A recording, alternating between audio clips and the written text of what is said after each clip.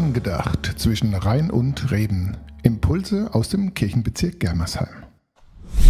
Die folgenden Zeilen gehen raus an uns alle. In einer Welt, die oft vergisst, wie wertvoll jeder Mensch hier ist, stehst du da wie ein strahlendes Licht, ein Geschenk Gottes, das durch die Dunkelheit bricht. Du bist nicht zufällig hier. Jeder Atemzug von dir und mir verbindet uns zu einem Wir. Mit all deinen Stärken, all deinen Schwächen bist du ein Meisterwerk und das kann niemand brechen. Dein Lächeln, ein Sonnenstrahl am Morgen, deine Träume, die Hoffnung tragen, ganz im Verborgenen.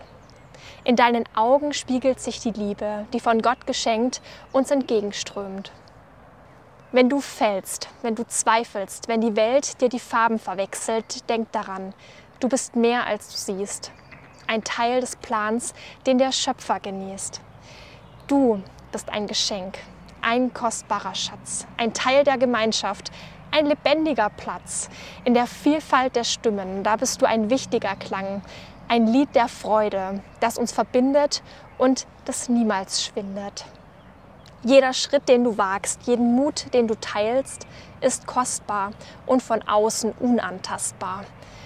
Gott wird an deiner Seite nicht weichen, auch ganz ohne sichtbares Zeichen. Du bist geliebt, du bist gewollt, ein Geschenk viel wertvoller als pures Gold.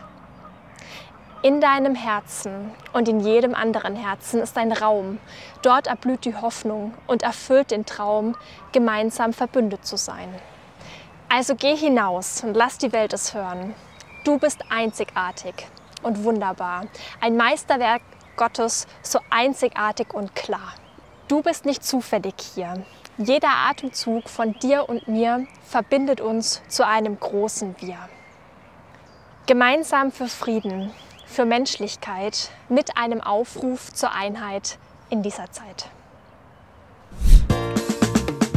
Angedacht zwischen Rhein und Reben. Impulse aus dem Kirchenbezirk Germersheim.